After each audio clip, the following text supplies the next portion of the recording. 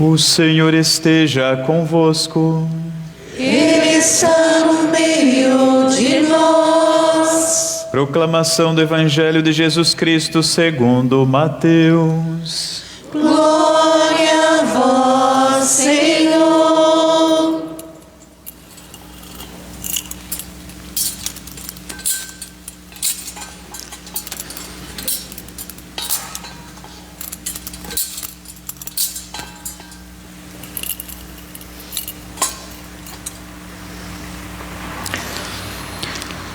Naquele tempo, Jesus foi à região de Cesareia de Filipe.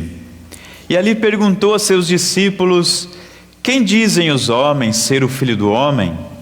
Eles responderam: alguns dizem que és João Batista, outros que és Elias, outros ainda que és Jeremias ou algum dos profetas. Então Jesus lhes perguntou: e vós, quem dizeis que eu sou? Simão Pedro respondeu: tu és o Messias, o Filho de Deus vivo.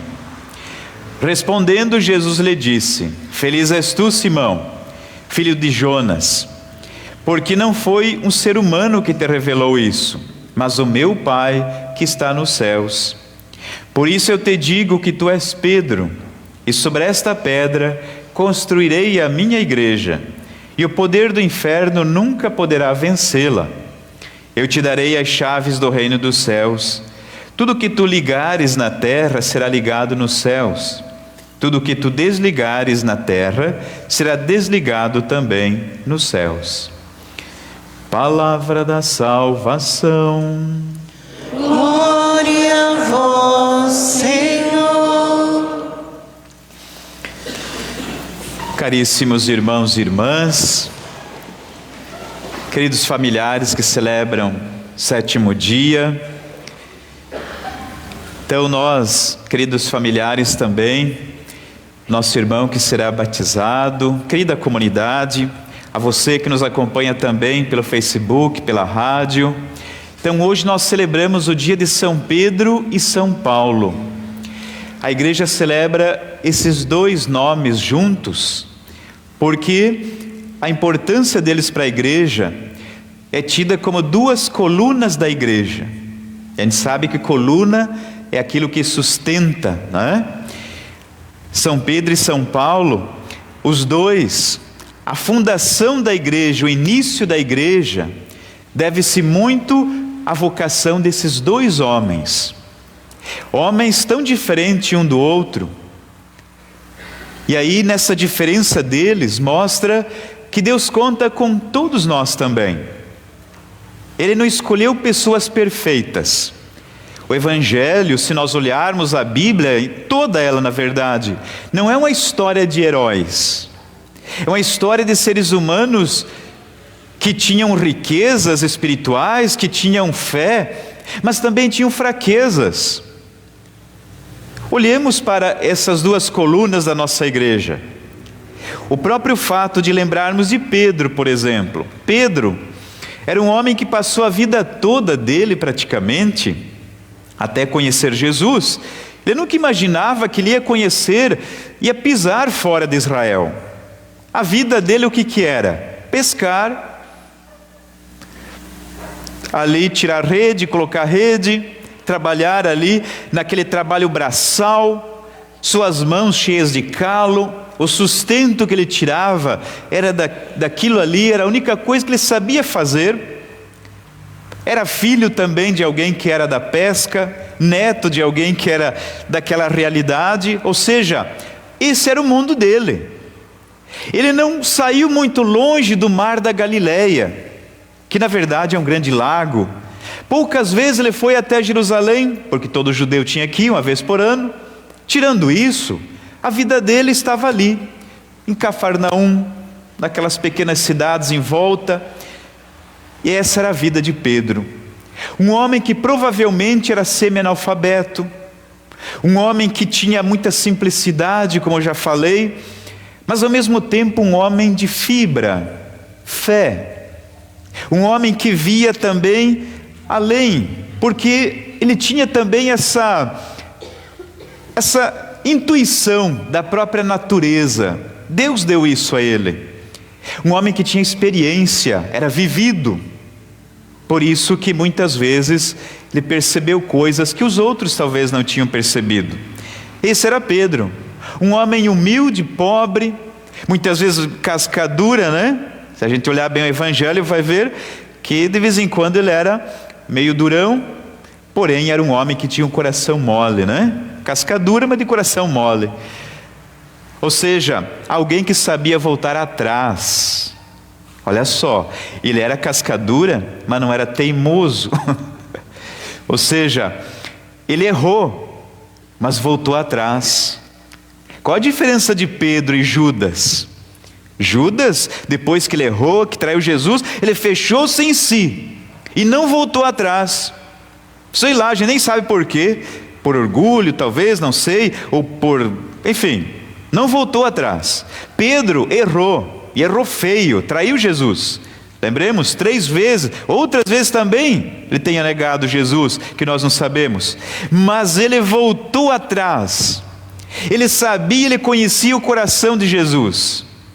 Então Pedro é o homem que voltou atrás. O homem que pediu perdão, que sentiu que foi perdoado por Jesus. É o homem da misericórdia. Ele sentiu a misericórdia em sua vida também.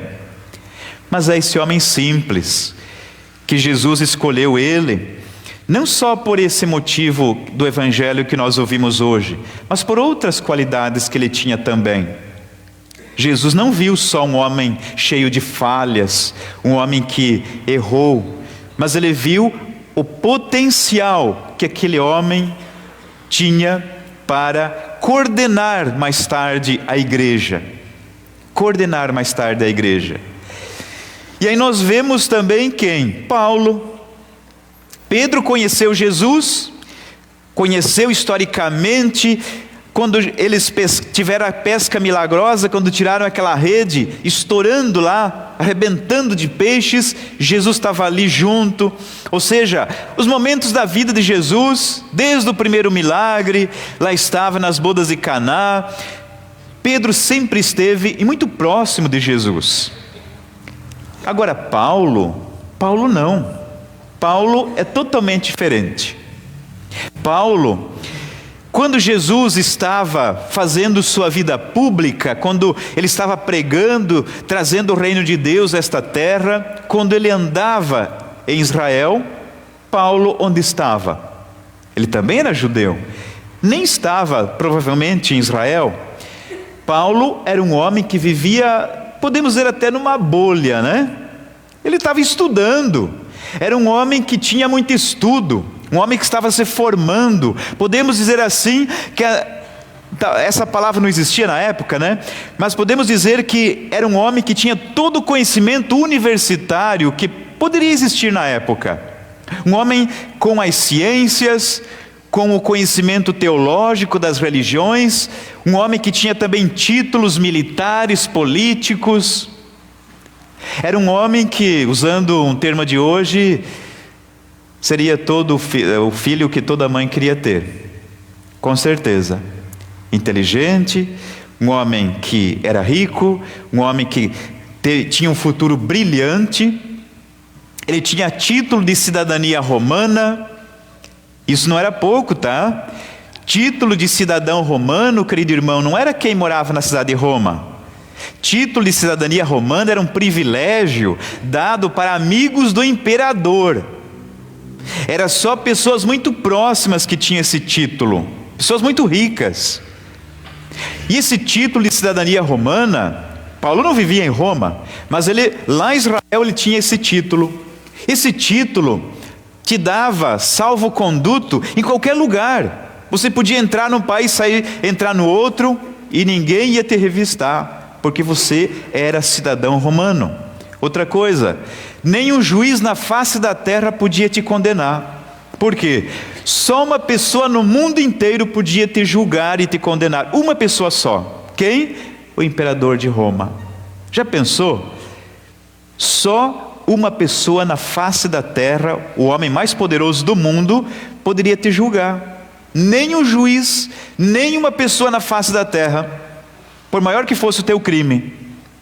Então Paulo, ele tinha esse título também, de cidadania romana, que não era só o fato de pertencer à cidade de Roma, ele nem era lá da cidade, mas era esse título comprado, inclusive, muito caro na época. O padre fala isso por quê? Para que a gente saiba que Paulo tinha muito a perder. Porque a gente pode dizer, não, mas Pedro estava lá, talvez não pegava mais peixe, não estava conseguindo mais, lá não tinha muita tainha, né? Então, ele, sei lá, não tinha o que perder, então seguiu Jesus. Não, mas aí nós olhamos para Paulo, né? Paulo foi um homem que tinha todo o conhecimento da época. E quando Jesus então morreu, ressuscitou, toda a história de Jesus aconteceu, e Paulo não acompanhou isso, ele estava fora. Quando ele voltou para a sua terra, alguém disse: a nossa religião está sendo ameaçada por uma seita, chamada os seguidores do Nazareno, ou os cristãos. Então Paulo pensou e falou a eles: vamos ter que cortar o mal pela raiz. Então ele pede para perseguir os cristãos. Ele propriamente recruta soldados e vai atrás dos cristãos. Ele quer terminar, segundo ele pensava, que era o mal da sua religião. E aí sai procurando o cristão para tudo que é lado, perseguindo, inclusive fora de Israel, porque como ele tinha salvo-conduto, ele ia perseguir cristão em qualquer face da terra. Ele foi até a cidade de Damasco, que Damasco é uma cidade que fica na Síria, é fora de Israel. Ele foi para lá, quando estava indo para lá, o que aconteceu? Aí sabemos a história, né, famosa, que ele caiu do cavalo. Por isso que até hoje, né, fulano caiu do cavalo, né? Na verdade, ele caiu do cavalo não só do animal, do seu meio de condução, não. Ele caiu do seu orgulho. Aquele que era todo sábio, todo doutor, né, que era Paulo, todo entendido, para fazer a experiência de Jesus, ele tem que cair do seu orgulho. Eu sei tudo, eu sou doutor nisso, naquilo. Acontece muito isso, e a gente acaba achando que sabe mais que todo mundo, né? É perigoso isso. Paulo tinha também isso. Até o nome dele era um nome de rei. O nome dele não era Paulo, era Saul, Saulo. É Saul, nome do primeiro rei de Israel. Até o nome que ele tinha era um nome de grandeza, né? Então por isso que ele cai, depois descobre que está cego e é curado depois, né, por um cristão chamado Ananias. E os cristãos acreditaram na conversão dele? Claro que não. No começo, imaginou, o maior perseguidor dos cristãos agora diz que é cristão. O único que acreditou no começo nele foi Pedro. Por quê? Pedro é o homem da experiência. Pedro é o homem simples, mas que também enxergava o coração. Olha a grandeza de Pedro. Esse homem simples é aquele que vai acolher Paulo, dizer, não, ele mudou. Porque Pedro também mudou a sua vida quando conheceu Jesus. E Pedro então vai acolher Paulo, e os dois depois vão divulgar a igreja, e vão levar a igreja onde eles mais queriam, que era no centro do mundo da época. Onde? Em Roma, que era o centro do mundo daquele tempo, né? Eles vão até Roma, e lá eles fundam a igreja em Roma. Só que claro, a perseguição era grande contra os cristãos. E numa época, no ano 64 para 65 da era cristã, um dos imperadores de Roma, chamado Nero, que era podemos dizer que meio doido, né? É só a gente ver na história como era esse homem. Ele queria reformar toda a cidade de Roma. Porque os imperadores tinham muitas vezes mania de achar que eram deuses. E ele achava que ele sabia tudo também, né? Ele queria reformar toda a cidade de Roma, do jeito dele. Mas ele não queria indenizar as pessoas. Não. Sabe o que ele fez? Meteu fogo na cidade. Simples assim, né? Vamos acabar com tudo isso. Meteu fogo na cidade. E aí diz a história que depois se arrependeu. E aí culpou quem? Culpou os cristãos. ficou com medo, né? Culpou, achou um para Cristo, né? Achou um grupo para Cristo, culpou os cristãos. Mas talvez, eu já vi até algum historiador, de repente, professor dizer assim, não, mas isso dali foi algum cristão que escreveu isso, para dizer que os cristãos foram perseguidos, não sei o que e tal. Como assim? Quem escreveu essa história não foram os cristãos. Quem escreve isso e conta para nós foram 12 historiadores que eram pagãos. Tácito, Suetônio e outros também escreveram sobre esse fato, que os cristãos foram perseguidos. E nessa perseguição do imperador Nero, os dois, Pedro e Paulo, foram presos. E aí sabemos, né? Pedro foi crucificado, Paulo foi decapitado. Pedro, ele foi crucificado num local que na época chamava-se Colina Vaticana. Aí a gente já sabe entender o porquê do nome, né? Nessa época era um cemitério aquela região, um bosque. E ali tinha um local que era chamada Colina Vaticana. E lá ele foi assassinado, lá ele foi sepultado. E onde ele foi sepultado, os restos mortais, os cristãos sempre, com certeza, conservaram. Hoje, querido irmão, hoje, onde o Papa celebra, o altar onde só ele pode celebrar, debaixo, na cripta, debaixo do altar, estão os restos mortais do apóstolo Pedro. Para quê? Para lembrar que, desde Pedro até Francisco, a igreja teve uma sucessão ininterrupta, ou seja, nunca foi interrompida, porque Pedro, antes de morrer, ele deixa alguém no lugar dele, chamado Cleto. Era um seguidor, né? Um cristão, que ficou no lugar de Pedro quando Pedro foi assassinado. Ele ficou o bispo de Roma.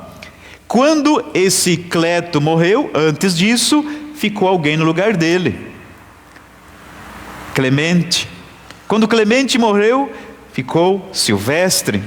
E aí foi passaram-se mais de 260 e tantos, né? Chegando até onde? Francisco, exatamente, o último Papa, o atual Papa. Ou seja, é para a gente saber, querido irmão, de onde nós viemos. Nossa igreja, ela vem, por isso que a igreja católica apostólica, porque nós descendemos dos apóstolos. E o nosso líder tem essa sucessão apostólica. Isso vem da palavra de Deus. Não fomos fundados ontem, 500 anos, por alguém que talvez pensou assim, não gostei muito de alguma coisa da igreja, então eu vou criar uma igreja para mim. Não, nós não nascemos assim. Não foi, eu vou criar uma igreja. A nossa igreja foi criada ali, nós acabamos de ouvir. Jesus falou, Pedro, você sabe quem eu sou, então por isso sobre ti edificarei a minha igreja. Pedro é aquele que nós acabamos de ouvir no Evangelho, que o Padre acabou de proclamar para nós, onde Jesus perguntou para os apóstolos, o que as pessoas estão falando aí que eu sou? Jesus queria saber o que as pessoas achavam dele.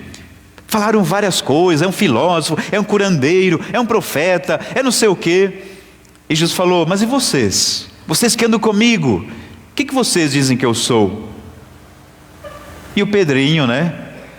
O Pedrinho, ele se adiantou. O homem simples, mas que era alguém que estava sempre próximo de Jesus. E notem que Jesus, inclusive, ele surpreendeu Jesus. Poucas vezes no Evangelho você vê Jesus se surpreender. E Jesus se surpreendeu com Pedro. Porque ele fala, Pedro, não foi um homem que te revelou isso, foi o próprio Deus, o Espírito Santo que te revelou. Por isso, Pedro, na verdade era Simão, né? Simão, por isso de agora em diante teu nome vai ser Pedro, Kéfas, que significa rocha, pedra. Sobre ti edificarei a minha igreja. As portas do inferno jamais prevalecerão. O que você ligar nesta terra será ligado no céu. Então ali está o que? A instituição igreja. Então por isso, amado irmão e irmã, nós não podemos julgar outras religiões, claro que não, mas nós devemos saber quem nós somos. Nós somos uma igreja fundada por Cristo. Está aí no Evangelho de Mateus, para quem quiser ouvir e ver. O nosso primeiro líder é Pedro. Isso não quer dizer que é um privilégio apenas. Não, é uma responsabilidade. Porque se nós somos cristãos, nós devemos levar essa missão adiante. Pedro, ele não se encheu naquele momento e achou que ele era o dono de tudo, né? Não, ele sabia das suas fraquezas. Ele viu aquilo como uma responsabilidade também, para que nós também compreendamos isso. Paulo também, que nós então possamos olhar para esses exemplos de Pedro e Paulo, que confessaram sua fé até o fim. Eles podiam ter negado a fé, mas não, foram fiéis até o fim. Por isso que a igreja lembra dos 2 apóstolos através da cor vermelha, porque eles deram sangue, eles foram mártires pela fé. Por isso a cor vermelha. Então que nós possamos guardar em nosso coração o que o Evangelho fala hoje. Jesus perguntando para os apóstolos: o que vocês dizem que eu sou? Essa frase, Jesus também pergunta para mim e para você hoje. O que você, padre, o que você, pai e mãe de família, o que você, solteiro, jovem, idoso, viúvo, sei lá, o que você, na tua condição, diz que eu sou? Jesus pergunta para você hoje: o que você diz que eu sou? A gente podia responder com palavras, né? Colar de Pedro, né? Copiar de Pedro, dizer: não, é o Messias, o Filho de Deus vivo, é o Senhor da minha vida e tudo mais. Não é isso que Jesus quer, essa resposta. Ele não quer respostas verbais, Ele quer atitude. Hoje Jesus quer respostas com atitude. Não só aquilo que a gente fala, mas aquilo que nós fazemos. Isso que vai responder quem é Jesus em minha vida. Claro, você sabe, querido irmão, na sua pessoa, na sua personalidade, o que você poderia hoje, se Jesus viesse na tua frente e perguntasse para você: o que você diz que eu sou, através da tua vida? Ah, o Senhor é o Rei da minha vida. Será? Então por que você esquece de mim quando a coisa está tudo bem? Por que você lembra de mim só quando a coisa aperta? Né? Por que você me busca só quando falta alguma coisa? Por que você não testemunha a esse mundo quem sou eu? Por que você não é um sinal meu nesse mundo? Eu te perdoei, eu dei a vida por você. E por que você não dá a vida e não perdoa ninguém? Jesus com certeza falaria isso. É só a gente ler o Evangelho, querido irmão e irmã. Ah, Jesus é tudo na minha vida. Mas a gente obedece Ele? O que Ele falou, será que pelo menos eu tento fazer? Cada um sabe, querido irmão, eu sei, você sabe, cada um sabe da sua vida, onde a pedra aperta no sapato, né? Onde que nós devemos ser um pouquinho melhores. Ele sabe, e você sabe também. Por isso, sabendo que nós devemos responder, porque agora Pedro não está mais aqui para responder, né?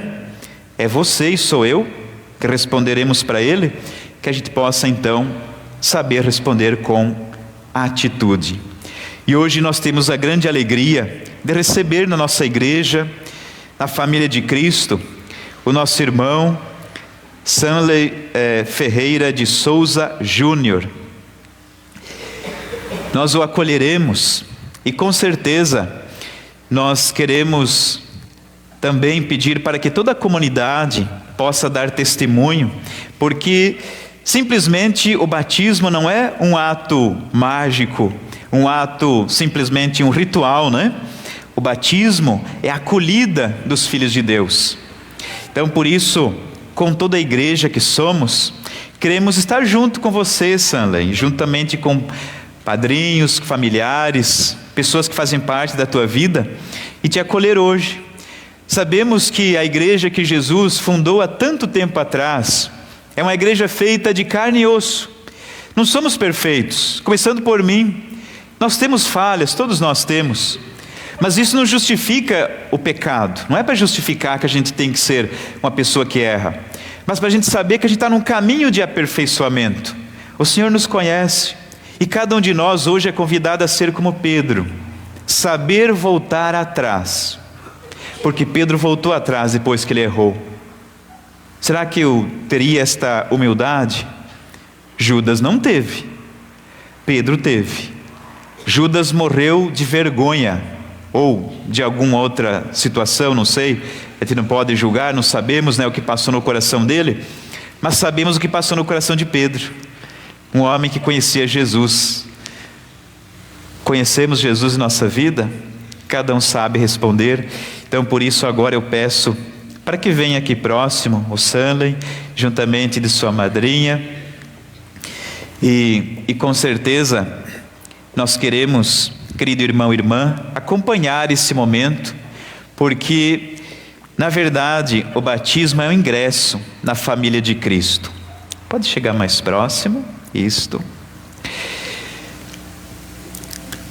Deus da vida e do amor, vós enviastes o vosso Filho Jesus ao mundo para libertar do pecado e da morte. Afastai, Senhor, este vosso Filho de todo mal e ajudai-o a combater o bom combate, como templo vivo do Espírito Santo. Manifeste as maravilhas do vosso amor. Nós os pedimos por Cristo na unidade do Espírito Santo. Amém. O Padre agora unge o nosso irmão. O óleo, ele simboliza desde o Antigo Testamento, mostrando que nós estamos nesse mundo, mas não somos desse mundo. É por meio deste óleo, simbolicamente, nós nos formamos de Deus. Não somos do mundo, estamos aqui de passagem. O Cristo Salvador lhe dê sua força, que ela penetre em sua vida como este óleo em vosso peito. Pode baixar.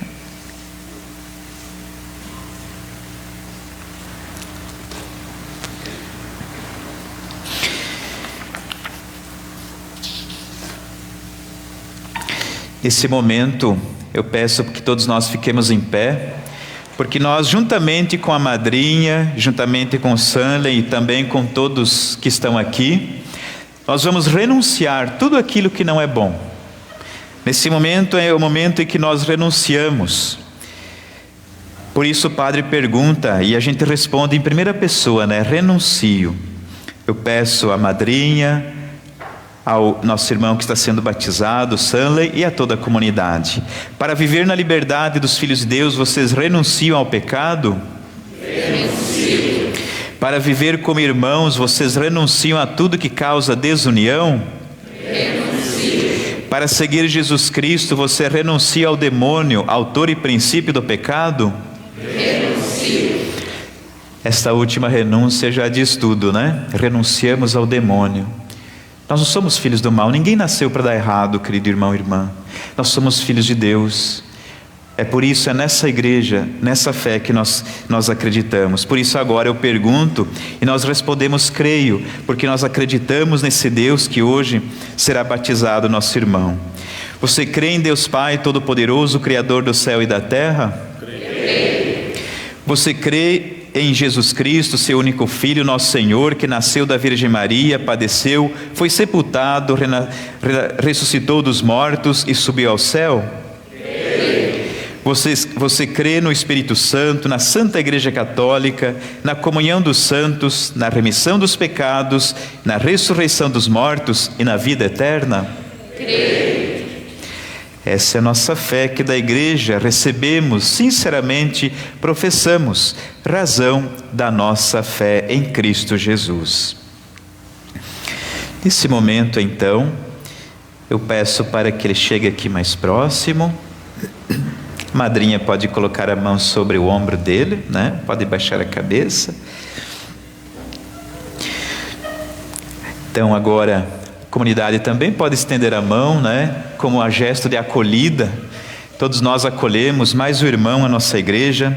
Stanley, eu te batizo em nome do Pai, do Filho e do Espírito Santo. Amém.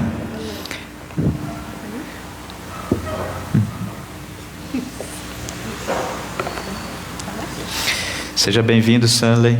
Deus abençoe. Uma salva de palmas. Deus abençoe. Parabéns.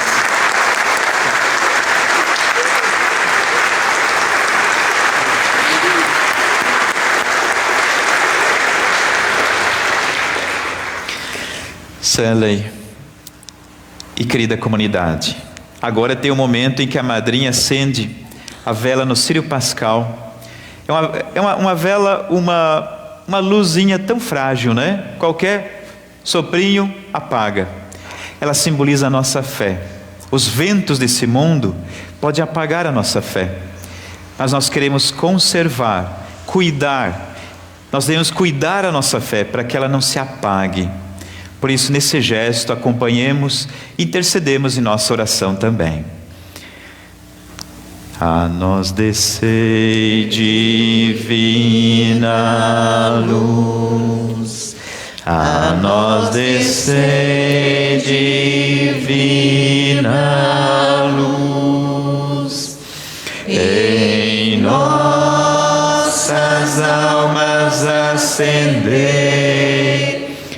o amor de Jesus. Em nossas almas acender o amor de Jesus. Pode entregar para Ele. Querido irmão, você foi iluminado por Cristo para se tornar filho de Deus. Com a ajuda de seus familiares, amigos e toda a igreja aqui reunida, você possa caminhar como verdadeiro filho da luz. Nós os pedimos por Cristo na unidade do Espírito Santo. Amém. Mais uma salva de palmas.